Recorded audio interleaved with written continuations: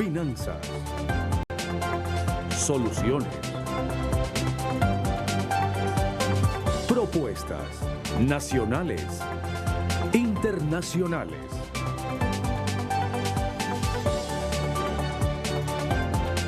El Dato, por José Luis Moncada. Muy buenas noches a un nuevo programa del Dato. El martes pasado tuvimos la oportunidad de compartir con ustedes un tema fundamental en cada uno de sus hogares, en cada uno de su comercio, en cada una de sus industrias, y es la energía. El día de hoy vamos a entrar a la segunda parte del programa, donde pensamos y queremos complementar ideas, conclusiones, resoluciones y sobre todo que usted se forme realmente su propia conclusión de cuál es la problemática en esta materia y cuál podría ser su aporte a la misma. Los dejo con un pequeño video recordándoles cuál es la crisis en el sistema energético del país. El tema del día. La situación financiera de la Empresa Nacional de Energía Eléctrica, ENEE, sigue siendo el principal problema para la situación fiscal del país, que desde hace más de una década está generando pérdidas al Estado y las soluciones planteadas no han logrado solucionar la problemática, ya que las pérdidas técnicas y no técnicas sobrepasan el 37% hoy en día. Según un informe de la Asociación para una Sociedad Más Justa, las pérdidas de la Estatal de Energía en 2021 ascendieron a 33.300 millones de lempiras. Esto quiere decir que al día la ENEE perdía más de 91 millones. El nuevo gobierno de la República aprobó recientemente la Ley Especial para garantizar el servicio de energía eléctrica como un bien público de seguridad nacional y un derecho humano de naturaleza económica y social, con la que se frenó la decisión del ENEE en 3 empresas, una de distribución, una de transmisión y otra de generación. Ahora, el gobierno está en diálogo con los generadores de energía eléctrica privados del país para renegociar al menos 27 contratos de energía. Según la nueva ley, se debía lograr un acuerdo en los primeros 60 días, pero esto no se concretó, por lo que se hará una segunda ronda de negociaciones. La ENEE pretende rebajar el precio promedio de generación actual, que es de 15.65 centavos de dólar por kilovatio hora a 11 centavos el kilovatio hora. Desde el sector privado se ha señalado que la nueva administración tiene que centrar sus esfuerzos para reducir las pérdidas técnicas y no técnicas, ya que representan el verdadero problema para las finanzas del ENEE. A mayo de 2022 se estima que el déficit del estatal superaba los 75.000 millones de lempiras, que representan un 3% del Producto Interno Bruto del país. Para el Dato, Danilo David. El tema del día.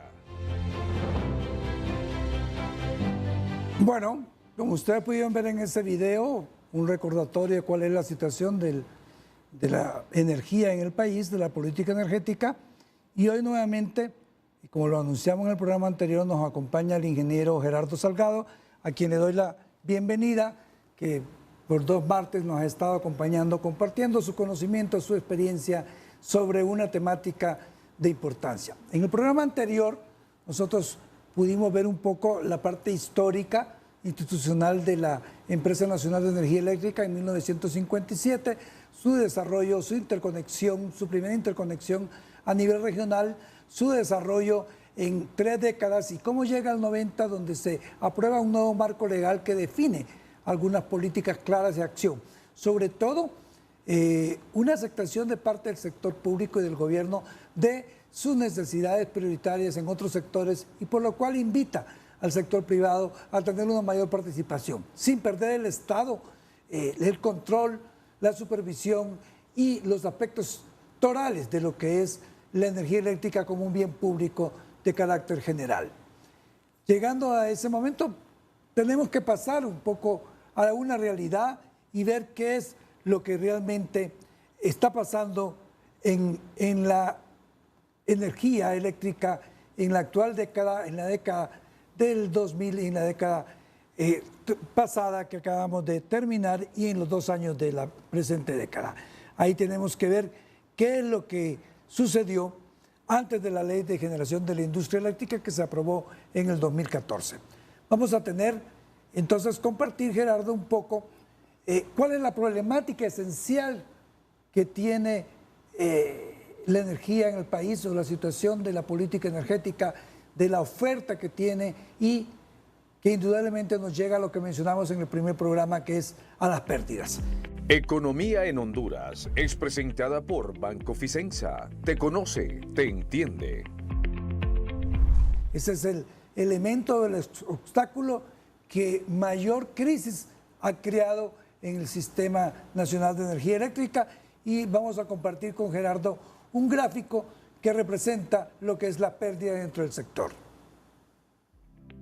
Eso antes de la ley del 2014.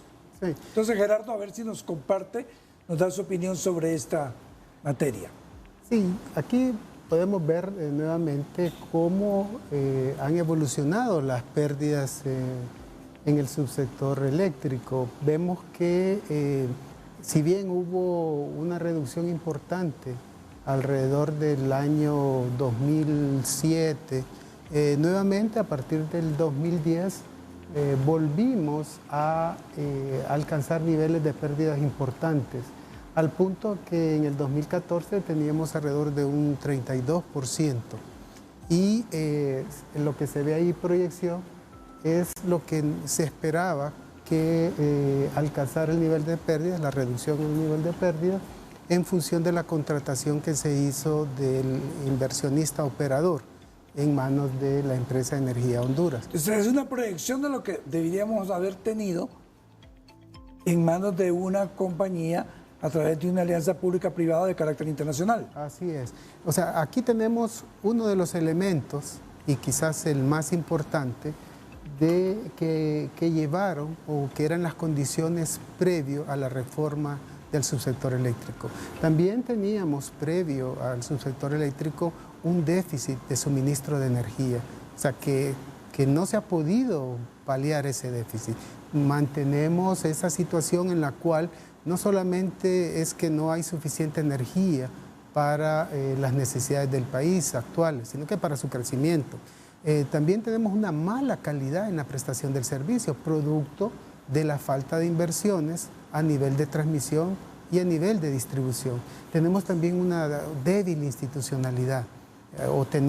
Previo a la reforma del 2014 que usted mencionaba, teníamos un ente regulador, como se mencionó en el informe del Banco Mundial y que fue actualizado posteriormente por el Banco Interamericano de Desarrollo, un ente politizado a nivel del regulador. Tenemos también, y lo vimos en la gráfica, un país con un nivel de cobertura extremadamente bajo en comparación al resto de los países de Centroamérica. Tenemos también un país que, a pesar de que forma parte del mercado eléctrico regional, tiene una poca participación en ese mercado. O sea, pensaría yo que desaprovecha las oportunidades que da ese mercado eléctrico regional. Tampoco teníamos una cabeza sectorial, no existía una Secretaría de Energía. Esas son parte de las condiciones, además del alto nivel de pérdidas que causó un déficit fiscal importante. Esas son las condiciones que prevalecían en Honduras, o que yo diría que siguen existiendo, ¿verdad? Pero eran las condiciones que motivaron a buscar una solución. Y esa solución se planteó como la Ley General de la Industria Eléctrica, que había mostrado que en diferentes países con condiciones similares había contribuido a resolver los problemas del subsector eléctrico. Y es así que esa es la base en la cual se sustentaba la intención de una reforma. Economía en Honduras fue presentada por Banco Ficenza. Te conoce, te entiende. Gerardo, como usted sabe, este programa tiende a ser con un lenguaje simple y sencillo para que realmente el público se entere qué es el tema. Entonces, mucha gente cuando mencionan las pérdidas técnicas y no técnicas. Entonces, yo quisiera que usted brevemente le compartiera en palabras sencillas, simples, qué es una pérdida técnica en el sector eléctrico y qué es una pérdida financiera. Sé que no es fácil, pero el público demanda una la mayor simpleza que podamos tener en esta materia. Claro, claro, gracias, porque muchas veces uno habla de estos temas y está tan acostumbrado que muchas veces no atiende esa necesidad. Pero una pérdida técnica se da en todo sistema eléctrico. Ese es producto de que por los cables en los cuales se transporta la energía eléctrica pasa una corriente eléctrica. Y esa corriente eléctrica, cuando es transportada, produce una pérdida. Esas pérdidas técnicas son imposibles, por lo menos hoy tecnológicamente, son imposibles de evitar. Se producen en los cables, en los transformadores, en todas las líneas, en todos los dispositivos que se utilizan. Esa pérdida se puede minimizar o se puede llegar a valores óptimos desde el punto de vista técnico y económico que cumplen o que son similares a estándares internacionales. La pérdida no técnica o pérdida comercial es lo que conocemos como hurto de energía. Son personas que hacen un uso no autorizado por la empresa distribuidora que provee el servicio de esa energía eléctrica. Y ese hurto es sumamente importante en Honduras.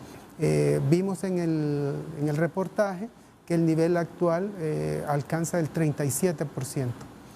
El sistema tarifario, tal y como está diseñado hoy, reconoce únicamente un total del 15%. ¿Por qué entonces las pérdidas son importantes desde el punto de vista financiero? Porque esa energía que la ENE tiene que comprar, pero no logra vender porque es un uso no autorizado. No se sabe, o por lo menos no se tiene registrado quién está haciendo ese uso no autorizado de la energía. Pero la ENE compró esa energía, claro. Alguien la usó y como no es un uso autorizado, no pagó por el uso de esa energía. Yo creo que ha sido bastante concreto, simple y sencillo, Gerardo. Pero a mí me llama la atención y voy a ser bien claro y quiero ser con un dato contundente, porque aquí se genera mucha especulación de quiénes son los culpables de la pérdida técnicas y no técnicas. Las técnicas yo creo que Gerardo fue muy claro, pero las no técnicas yo diría que son muchos hondureños que de una u otra manera provocan esta pérdida no técnica. Así que los invitamos a que realmente formen conciencia del daño que están haciendo a la política energética del país. Vamos a un pequeño mensaje comercial.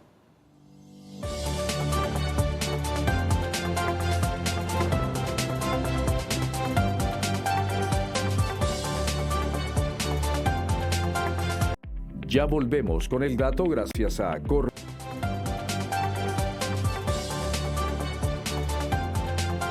Bueno, indiscutiblemente tenemos que avanzar en qué fue lo que constituyó y su efecto de la ley de 1993, ¿verdad? ¿Qué fue lo que generó? ¿Qué le fueron los espacios al sector privado? ¿Bajo qué modalidad? ¿Y cuáles fueron los resultados? Porque yo creo que es importante medir estos resultados a través de la ley del 93, del subsector, denominada de esa manera, cuáles fueron las herramientas y qué fue lo que pasó antes del 2014 que se aprobó un nuevo marco legal. Sí, vimos ese panorama, ¿verdad?, que estaba plagado de problemas. Mencionamos las pérdidas, la baja cobertura, el peligro de déficit inminente, como lo llamó el Banco Mundial y el BID posteriormente, que llevaron a la búsqueda de soluciones. Esas soluciones se presentaron quizás en dos etapas. La primera etapa fue, pensaría yo, una estrategia parcial en la cual el Estado, bajo un mecanismo de alianzas público-privadas, buscó un agente inversionista en diferentes segmentos. El que más conocemos hoy, por supuesto, es el segmento de distribución, la tarea que realiza EH. Pero también se buscaron soluciones a nivel de generación por el problema inminente de racionamiento que había. El problema de calidad también a través de un fideicomiso de transmisión o una alianza público-privada a través de transmisión. Y así hubieron otros fideicomisos más pequeños como el de alumbrado público que en aquel momento también era una situación que afectaba el tema de seguridad y que sigue siendo un problema. Esas situaciones llevaron a que se firmaran diferentes alianzas público-privadas. Fueron aprobadas mediante decretos del Congreso Nacional y son esas que estamos viendo ahorita. El de generación no avanzó, si bien el encargado de hacer los estudios realizó los estudios, pero el Estado no avanzó, primero porque ya se había iniciado quizás el proceso de reforma a través de la Ley General de la Industria Eléctrica. El de distribución, que es el que actualmente funciona y es el que lleva EH, uno de alumbrado público que lastimosamente se inició también, pero hubieron problemas con el encargado de llevarlo a cabo, y el de transmisión, que también hicieron sus estudios, pero no avanzó. Usted mencionaba algo que a mí me llamó la atención, el tema de pérdidas. Usted mencionaba la importancia de hacer un llamado a la conciencia, que es sumamente importante, de aquellas personas que se prestan al hurto de energía. Pero no solamente debemos de depender de crear esa conciencia en las personas. Yo creo que el hurto de energía debe de atacarse de raíz y debe de atacarse en todas las facetas que lleva al hurto de energía. Hay un tema de institucionalidad. La ENE realmente sigue funcionando como estaba funcionando en los 80, posiblemente en los 90. Y eso hay que cambiarlo, hay que crear una empresa realmente moderna. Hay que invertir, por supuesto, porque el hurto de energía conlleva aspectos tecnológicos, que existen medidas, hay medición inteligente, hay centros de control, hay que tener las cuadrillas especializadas, hay que velar porque el personal que esté en esas cuadrillas realmente haga su trabajo y que no esté al servicio más bien de los que hurtan energía. Entonces, la Ley General de la Industria Eléctrica, en primer lugar, hace una separación clara de las diferentes funciones que se realizan en el subsector eléctrico. La función de generación, que es una actividad especializada, la función de transporte de energía o transmisión de energía, también completamente especializada. Hay una función asociada tanto a la generación como al transporte de energía, que es el control de esas dos funciones, que se hace a través de un operador del sistema, que en este caso, al crearse un mercado, también administra ese mercado mayorista en el cual intervienen los generadores, los transportistas, algunos tipos de consumidores que en este caso la ley lo llamó consumidores calificados. Están luego las empresas distribuidoras y se creó la figura también de comercializador con el fin de dinamizar las actividades de compra y venta de energía en el mercado mayorista. Quiere decir, Gerardo, y para que haya una mayor comprensión del público, que antes de aprobar la ley de la industria eléctrica, ya estaban los fideicomisos, entra la ley, los fideicomisos continúan operando y se adaptan un poco a ese marco legal en sus funciones y operatividad. Así es. Realmente algunos avanzaron, otros encontraron, en primer lugar, la ley es un marco bastante general. Para poder aplicar esa ley usted necesita desarrollar las normativas. Hay una normativa para la operación del mercado de oportunidad, para el mercado de contratos, hay una normativa para el transporte de energía, para las empresas de distribución. Pero hay un elemento que une todas esas diferentes funciones y es el reglamento de tarifas. El reglamento de tarifas lo que reconoce es que para prestar un servicio de calidad tiene que haber inversiones y que esas inversiones se tienen que recuperar a través de la tarifa. Sin ese reglamento, sin esa claridad, usted no va a invertir porque no estaría claro cómo va a recuperar sus inversiones. Entonces vamos ahí a un elemento fundamental y ahí tenemos que llegar al contrato de EH. Es decir, cómo se produjo este contrato, cuáles eran los objetivos fundamentales, la vigencia de este contrato, que tengo entendido son 7 años, cuáles son la evaluación y los resultados a la fecha, ¿verdad? Porque se ha especulado mucho sobre lo mismo, pero yo particularmente creo que la operación enmarcada dentro de lo que es una estrategia estuvo bastante clara, pero la realidad es bastante diferente y esa realidad la distorsionan varios elementos. Ellos mismos podrían ser, ¿verdad? Recordemos que es una temática que afecta a cada uno de los hondureños cuando lleva el recibo de energía eléctrica. Bueno, el EH es un prestador de servicios, no establece las tarifas.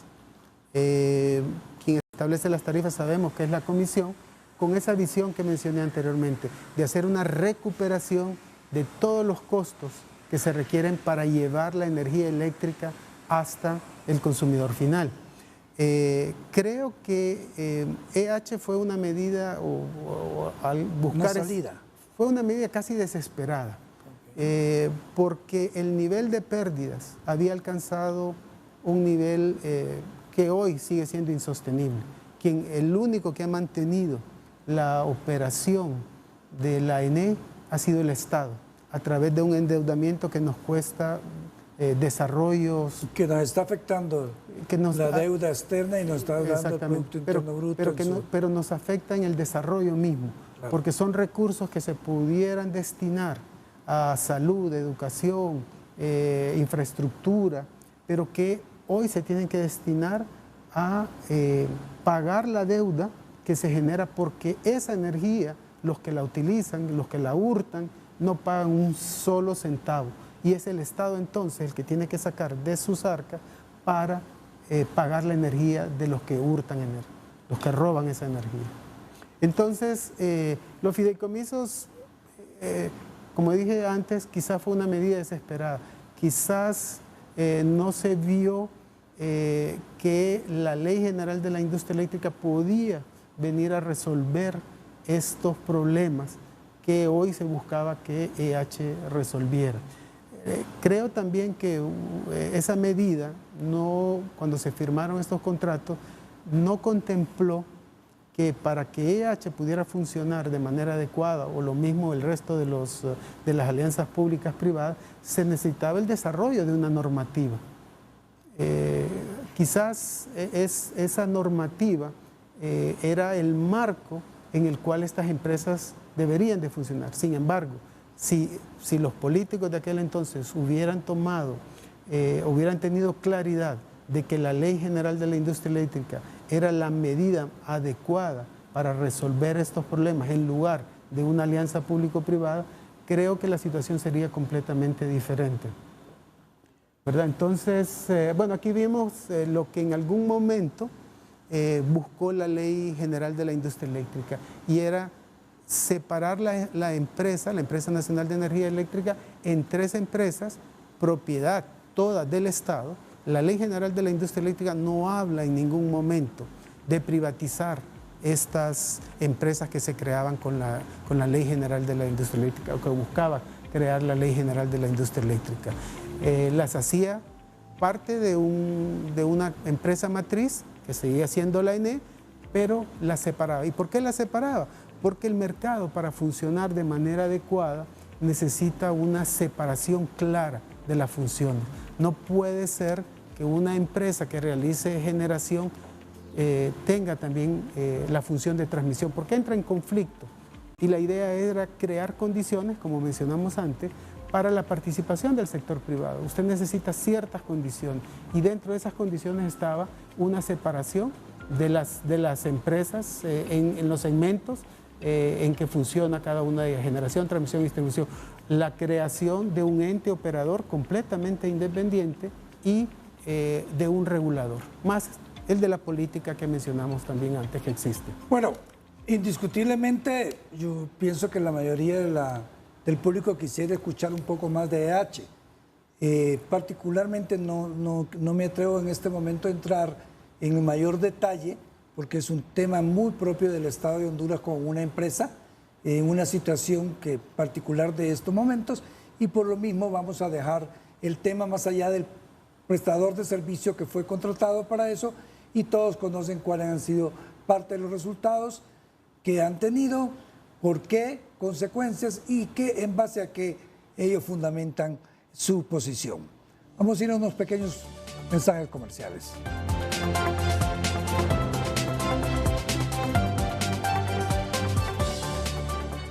Ya volvemos con el dato gracias a FIC. Continuamos con el dato gracias a Banco de Occidente. Apoyando al pequeño de hoy, hacemos el grande del mañana.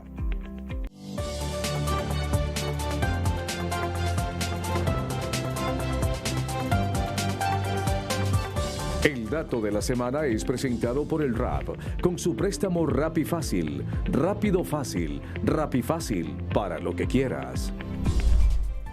Honduras se ubica en Centroamérica como el tercer país con el costo más alto de energía, según un análisis de los precios de facturación en los 5 países de la región. El costo promedio del kilovatio hora en Honduras ronda los 206 centavos de dólar, aproximadamente 5 lempiras.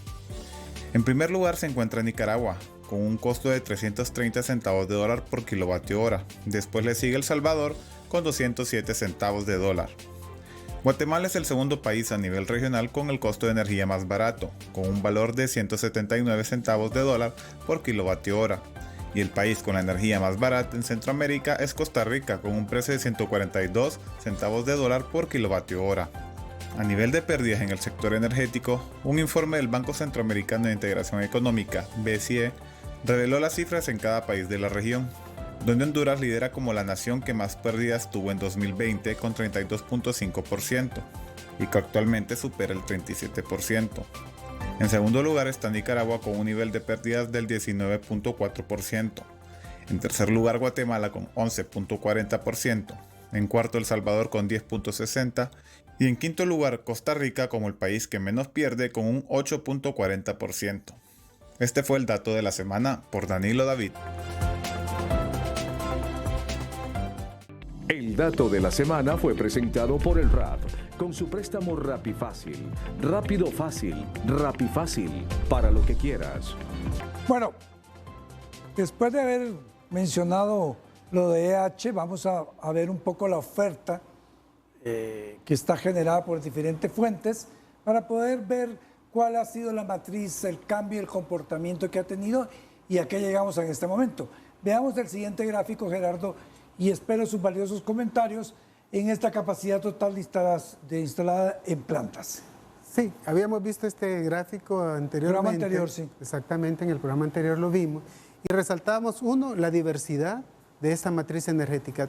Las diferentes fuentes que se utilizan para generar están presentes en este gráfico. Claro, hay otras en el mundo, ¿verdad? Tenemos la nuclear, tenemos el gas natural, que no están presentes acá, pero tenemos una buena representación de las diferentes fuentes. Mencionábamos también la importante participación de la energía que se deriva de la utilización de combustibles fósiles, como el búnker especialmente y el diésel, que representan cerca del 30%. Esto, primero vamos a ver que se vuelve en una cierta preocupación a resolver por lo que mencionábamos en el programa anterior, lo que tiene que ver con el cambio climático, la decisión que han tomado los países industrializados en disminuir su dependencia de los derivados del petróleo y a la descarbonización de sus economías, que va a llevar a menos investigación, a menos capacidad de refinamiento, a menos inversiones en esos ámbitos y van a llevar a precios elevados de los combustibles. Esta situación debe ser atendida también. También podemos ver, y no está claramente acá, pero sí se menciona, ¿verdad? O está mencionada claramente, que el Estado tiene una participación minoritaria y participa en el sector, en el segmento de generación hidroeléctrica y tiene una muy poca participación en la parte termoeléctrica. Quiere decir que el resto está en manos del sector privado. De todos estos componentes de la matriz, hay algunos que se consideran contratos que deben de ser sujetos a negociación y de esos hablamos especialmente los fotovoltaicos, que hemos oído que tienen precios elevados, Los de biomasa, que si bien tienen una participación pequeña, también tienen precios elevados, y las centrales eólicas, que algunas de estas centrales tienen precios elevados. En cambio, el sector privado que está en las plantas térmicas, estos resultaron de procesos de licitación y fueron contratos bastante competitivos, y así lo reconocen diferentes instancias que han analizado estos contratos. Sin embargo, el hecho de que el 90% del costo de estas centrales estén asociados a los combustibles, los hace muy volátiles. Si el precio de los combustibles, como hoy, supera los $100, los derivados también tienen precios elevados. Y esto nos lleva al tema que mencionamos de la importancia. Espérese un momentito, la verdad que yo lo que veo es que si nosotros sumamos la participación estatal en la hidráulica estatal y en la térmica, representa el 20.1%. Es decir, que vamos a ir dependiendo de una participación, de una oferta privada sustantiva, independientemente de la negociación que se puedan llevar en base a la reforma que se realizó este año. Sí, o sea, la participación del Estado sigue siendo minoritaria. Sin embargo, el Estado tiene las políticas.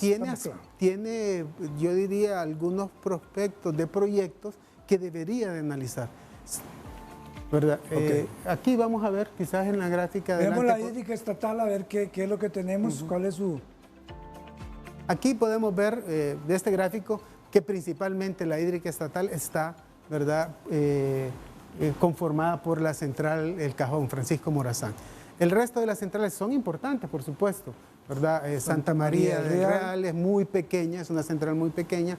El Níspero también es una central pequeña, pero Cañaveral y Río Lindo son centrales, yo diría, de un tamaño importante. Quizás la capacidad instalada da una falsa idea también de lo que es la realidad del sector eléctrico, porque toda central tiene dos componentes principales, el de potencia y el de energía. Lo que nosotros consumimos principalmente es energía, que se mide en kilovatios hora, pero también producen potencia. Sin embargo, podemos tener plantas de similar potencia, pero que producen cantidades de energía diferentes. Y ese es el caso, digamos, del Cajón, que tiene un gran embalse y si los inviernos son buenos, podemos producir mucha energía. Si los inviernos son malos, pues vamos a producir poca energía. Vamos a la hidroeléctrica privada, entonces, a ver qué tenemos en la hidroeléctrica privada, sí, quizás vamos a tener una cantidad de centrales que creo que aquí no aparecen. Aquí no están todas, realmente. Exacto. Aquí solo agarramos las que tienen una mayor representación en el mercado, ¿verdad? Sí. Si algo hizo la ley de incentivos, que es producto de la ley marco del subsector eléctrica, fue democratizar la producción de energía, porque esto está en manos de muchos empresarios pequeños que desarrollaron proyectos. Y eso, por un lado, llevó también desarrollo a las comunidades donde estos proyectos se desarrollaron. Hay efectos ambientales, yo diría que la mayoría de estos proyectos son bastante amigables con el medio ambiente. Sin embargo, toda actividad humana tiene un impacto sobre el ambiente. Ok, vamos a la gráfica de térmicas privadas, a ver qué es lo que tenemos. Aquí vamos a ver que la gran concentración de la generación está en dos plantas, ¿verdad? Aunque aquí no aparecen, perdón, estas son plantas relativamente pequeñas. Creo que no reflejan todas las centrales termoeléctricas, porque las principales centrales termoeléctricas son la de Lufusa, que está en el sur del país, y la de Nersa, que está en el norte del país. Aquí vamos a ver que si bien son plantas importantes de más de 20, tenemos de 15, vamos a ver que hay plantas de mucho mayor tamaño. Veamos la siguiente. Aquí tenemos las eólicas. La eólica, igual que la solar, tienen características sumamente importantes y que deben de ser atendidas desde el punto de vista técnico. Estas plantas no producen energía eléctrica cuando el recurso está disponible, no necesariamente cuando la demanda lo requiere. Y este es el gran reto que tiene hoy la humanidad, de incorporar este tipo de recursos, tanto el eólico como el solar, que son abundantes y están distribuidos en todo el mundo, no como el petróleo o el carbón, que son pocos los países lo que tienen, La mayoría de los países cuenta con recursos solares y eólicos para producir energía eléctrica, pero se consideran fuentes intermitentes que ocasionan, si no tenemos el adecuado sistema, el sistema que me permita controlar esas fluctuaciones, podemos tener problemas, ¿verdad? Pero para todo, desde el punto de vista de ingeniería, hay una solución. Ok. Sin embargo, hay que buscar la solución que sea económicamente viable para nuestros países. Bueno, veamos las fotovoltaicas, que es la solar, y aquí vemos algunos... Aquí quizás... Ha crecido, ¿eh? Sí, bueno, yo pensaría que el parque solar es el más grande de todo Centroamérica y compite con muchos países de Latinoamérica. Aunque los precios sean más altos que los otros. Son los precios altos, yo creo que hay que estudiar un poco. Ese subsidio que se les otorgó. Todo el mecanismo de contratación que hubo. Pensaría yo que mucho de esto es debido a esa falta de institucionalidad que llevó a una contratación de emergencia, que así la podemos considerar, para satisfacer la demanda. La mayoría de estos proyectos andan alrededor de 50 megavatios, aunque hay más pequeños.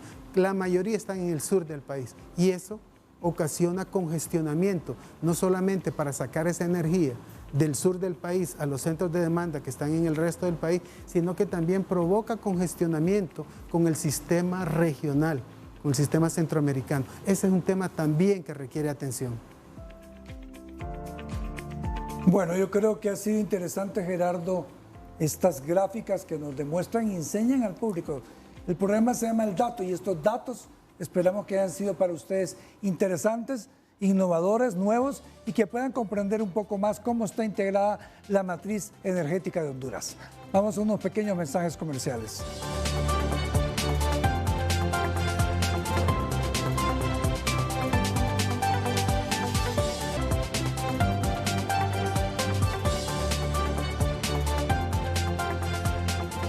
Bueno, creo que el programa el tiempo se ha hecho bastante corto para toda la capacidad de experiencia y el temario que representa esta materia.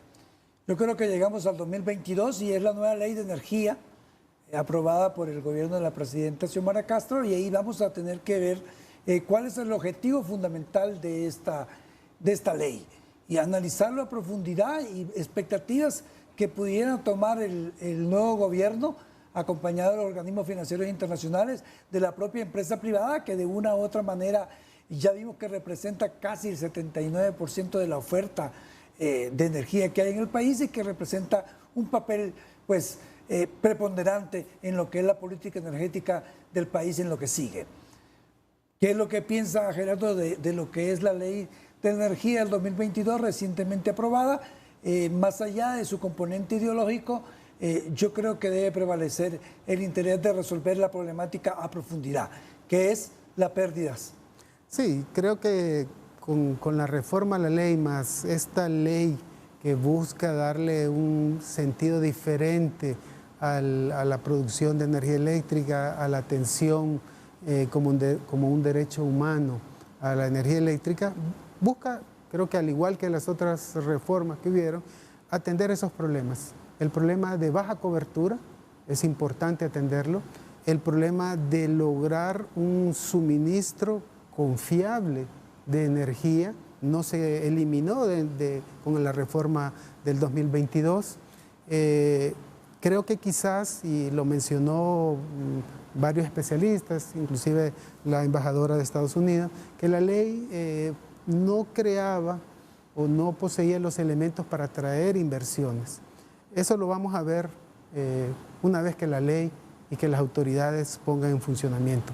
Y quizás el otro tema, ¿verdad?, que usted lo ha mencionado, tiene que ver con la reducción de pérdidas. Esa ley tiene un programa, la obligación del desarrollo de un programa, pero también tiene la negociación de los contratos. A eso iba. Y creo yo, creo que no es opinión mía únicamente, sino que la mayoría de las personas que trabajan en el sector eléctrico han indicado que si realmente queremos resolver el problema del subsector eléctrico, tenemos que reducir las pérdidas. Pero reducir las pérdidas conlleva no solamente la tarea misma de encontrar quienes hurtan energía.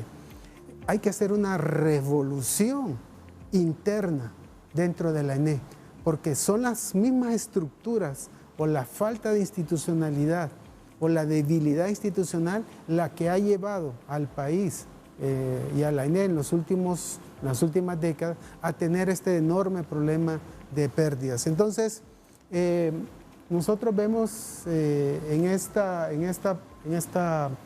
gráfica, podemos ver primero cómo se produce la energía eléctrica y vemos que la biomasa, la eólica y la fotovoltaica, si bien son componentes que se utilizan para generar energía eléctrica, son componentes pequeños comparados con la generación térmica y la hidráulica.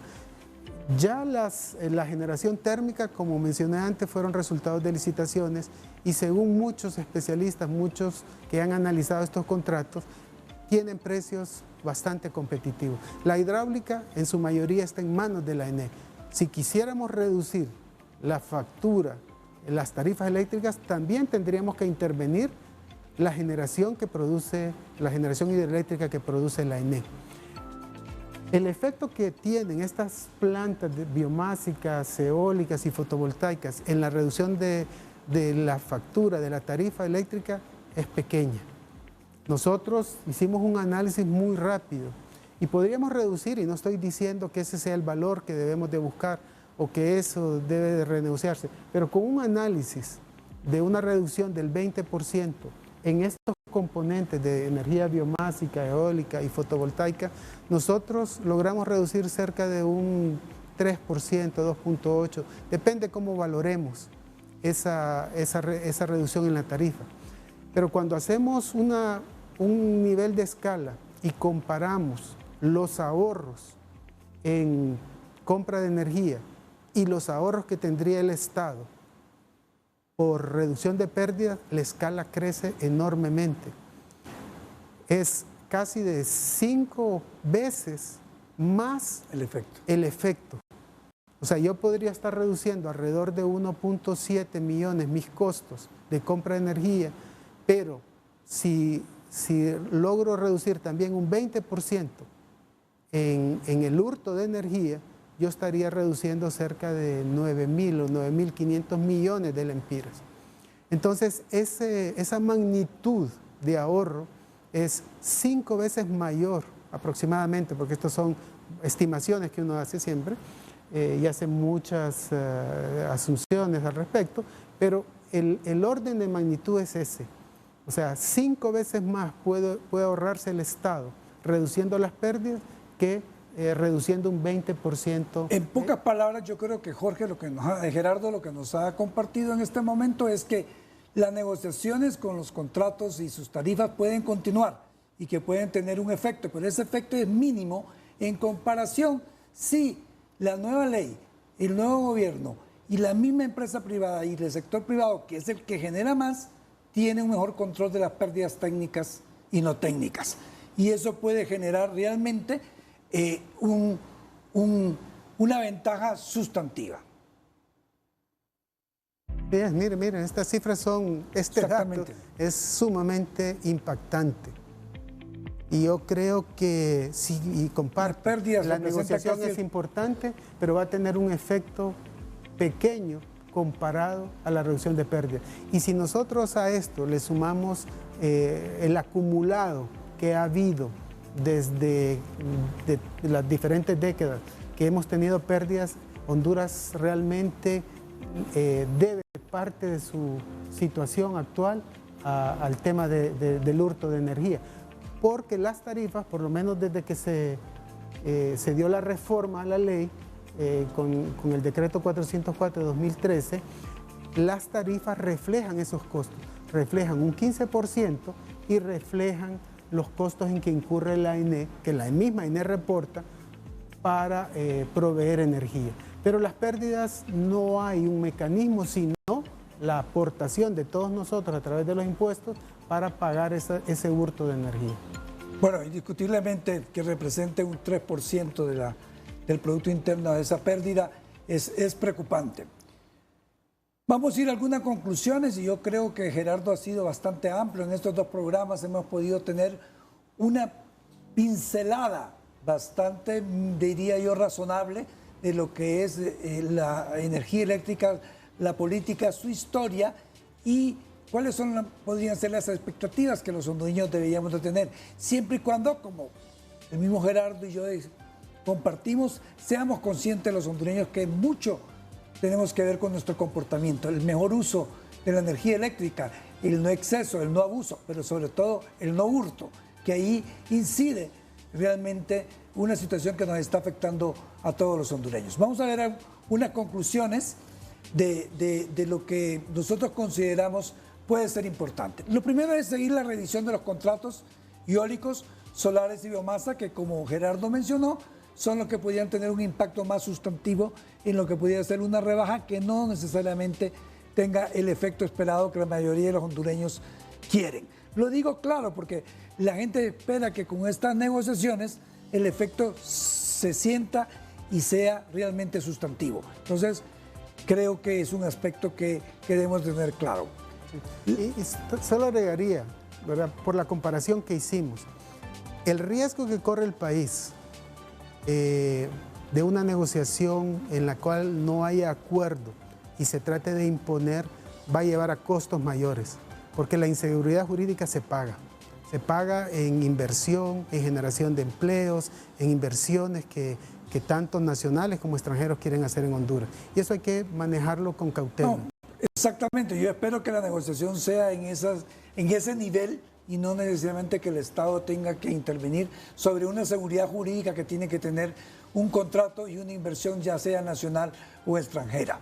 En el tema particular de la EH, pues sabemos que hay acciones legales de ambas partes que están caminando y que realmente podrían afectar una estrategia que puede generar a corto y a mediano plazo una mejor respuesta a una política energética. Entonces, ojalá que pueda existir la voluntad de conciliación de ambas partes y no llegar a situaciones que realmente no son necesarias en un país que necesita tener también un ambiente de tranquilidad, de seguridad jurídica, de atracción de inversión y que estos casos realmente nos manchan en atracción para la inversión en otros sectores de la economía del país. El fortalecimiento institucional de la ENE, reduciendo sus costos administrativos, fortaleciendo la capacidad para reducir las pérdidas a través de la inversión. Yo creo que en eso usted es más experto. ¿En qué debe invertir la ENE para bajar esas pérdidas técnicas que tienen? Son inversiones en muchos ámbitos. Como usted menciona, primero tenemos que crear una estructura adecuada, personal adecuado, capacitado, altamente especializado en este tema. Tenemos que invertir en la infraestructura de control. O sea, la energía fluye como un líquido y hay que saber por dónde va esa energía. Eso nos permite determinar dónde hay hurto de energía. Tenemos que fortalecer inclusive, pensaría, fuera del ámbito del ENE, las instituciones que se encargan de castigar el hurto de energía. Porque cuando alguien que hurta energía tiene el peso de la ley encima, se va a dar cuenta de que robar energía no es gratis y que acarrea responsabilidad. Entonces hay que fortalecer también otros ámbitos judiciales para que el hurto de la energía realmente se convierta en algo que sea solamente historia para nuestro país. Creo que hay un tema, bueno. Ahora, pero sigamos con las conclusiones. Dentro del marco de la ley aprobada este año quedó un poco limitado por el volumen lo que es el mercado abierto. Y este es un tema que yo creo que es muy interesante y necesario, porque hay mucha capacidad del sector privado para que pueda entrar a un mercado abierto a poder atender esa alta demanda que se presenta de energía. Sí. Yo apuntaría el siguiente tema, ¿verdad? Es la importancia de no seguir dependiendo de los combustibles fósiles. Llámese gas, llámese petróleo, búnker, como lo quiera llamar. Creo que Honduras cuenta con los recursos renovables adecuados. Hay que hacer, por supuesto, mucha ingeniería, y crear condiciones regulatorias para que las soluciones fotovoltaicas, eólicas, puedan realmente complementar, porque hay temas técnicos que hay que resolver, pero existe esa capacidad para hacerlo. El otro tema son los subsidios. Yo creo que los subsidios son interesantes, son necesarios a un país con un índice de pobreza y extrema pobreza sustantiva, pero deben de ser focalizados. que no afecten financieramente al subsector eléctrico. Y ahí yo creo que es un trabajo técnico financiero de gran envergadura que debe trabajar el Estado, que los organismos financieros quieren participar, porque indiscutiblemente los subsidios a veces crean distorsiones y crean una carga financiera que el Estado no puede mantener o darle una sostenibilidad. Yo quisiera agradecer, Gerardo, su participación en este programa. Indiscutiblemente, público, yo quiero que tengan claro que no es la idea del dato de quiénes son los buenos o quiénes son los malos en el sistema o en las políticas energéticas del país, que si el sector público, que si el sector privado, que si los que hurtan o los que no hurtan. Simple y sencillamente quisimos dar datos, información que le pueda generar a usted su propia conclusión, pero sobre todo una mayor participación individualmente, colectivamente, en una política energética a nivel del país. Gerardo, muchas gracias. Un placer, muchas gracias. Buenas noches y los esperamos el próximo martes a la misma hora.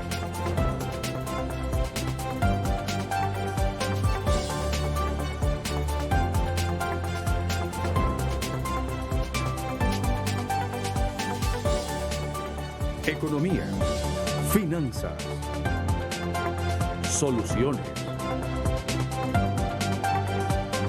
propuestas nacionales, internacionales.